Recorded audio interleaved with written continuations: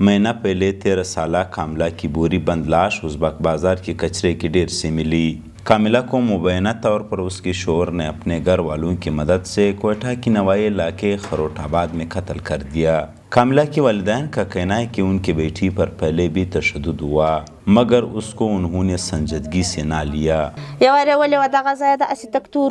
ور چودل you مات کړی وو او یس پاره دا سر وشتان کاژلی وزنی داسې راوړې موږ بلا ور پسې خیر خپل وې د لیاور دی دا کار بونه کې انو دا واده خبر سو چې دا مازیګر دا څلور به ک 15 بجې دا واده د غراله د ازمازم دا خپل خورې بیوله دا وژلې و شي د کړي و قرزولې و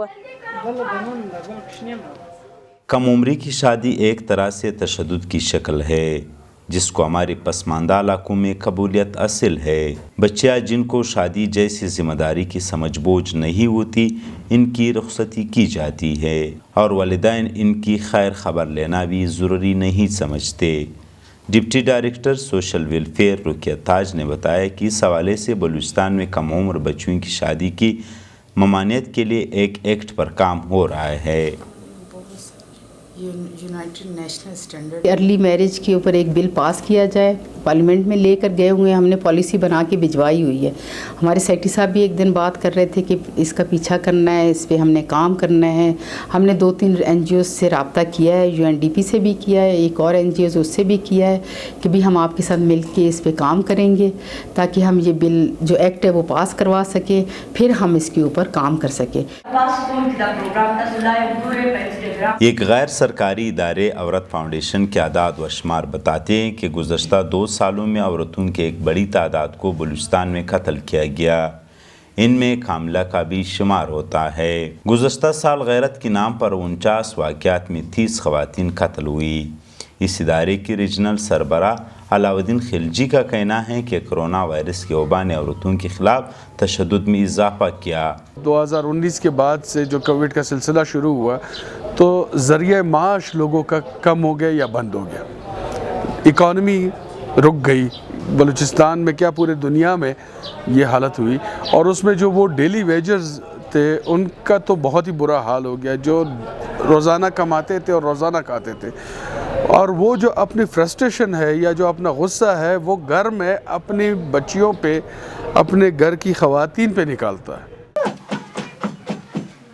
جو عورتیں تشدد سے بچ جاتی ہے وہ کسی نہ کسی طرح سے سرکاری دارالامان تک پہنچ جاتی ہے۔ رقیہ تاج کا کہنا ہے کہ دارالامان میں ان کو مناسب سہولتیں دی جاتی ہے۔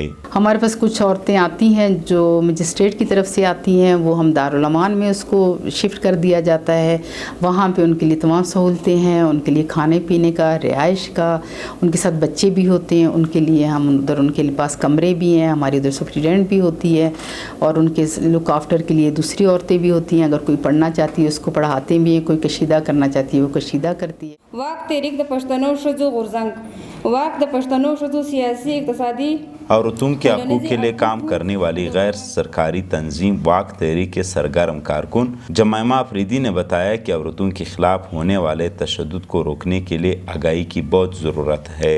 اس تحریک کو بنانے کا مقصد ہی یہی ہے تاکہ ہم جو فیمیل کی ریپریزنٹیشن ہے اسے انشور کریں، اور فیمیل کے جتنے ایشوز ہے اور جتنے وہ کام کر رہے ہیں انہیں ہائی لائٹ کر سکیں۔ عورتوں کے خلاف تشدد کے کیسز کے اندراج اور ان کی روک تھام کے لیے ایک سرکاری ہیلپ لائن 1089 ہے۔ اس حوالے سے علاؤالدین خلجی بتا رہے کہ گزشتہ 6 مہینوں میں تقریباً 233 تشدد کے واقعات رپورٹ ہوئے ہیں، جس میں ہمارے پاس ایک ہیلپ لائن، گورنمنٹ کی ہیلپ لائن بھی آ گئی ہے 1089 کے نام سے، جو ہماری ایک وکیل جینڈر ڈیسک آفیسر جو ہے وہ اس وومن ڈیولپمنٹ ڈپارٹمنٹ کے ساتھ ہم ان کو بٹھا رہے ہیں، وہاں پہ ان کو پاس کیسز آ رہے ہیں۔ پچھلے 6 مہینوں میں ہمارے پاس 233 کیسز رپورٹ ہوئے ہیں۔ کاملہ جیسی بچیوں کو کم عمری کی شادی سے تحفظ دینے کے لیے صوبہ بلوچستان میں ایکٹ کا بننا اور اس پر نفاذ ضروری ہے۔ یہ قانونی تحفظ بچیوں کے لیے بہت ضروری ہے۔ اس کی سمجھ تب آتی ہے جب بیٹیوں کو ان کی شوہر قتل کر دیتے ہیں، جیسے کاملہ کی والدہ اپنی پیغام میں کہہ رہی ہے۔ کہ میرا پیغام ہے کہ بیٹیوں کی عمر جب تک 20 سال تک نہ پہنچے اور جب تک وہ خود اپنے مستقبل کا انتخاب نہ کرے تب تک ان کی شادی نہ کرے۔ کیمرہ ٹیم کے ساتھ اقبال کاکڑ، BI نیوز، کوئٹہ۔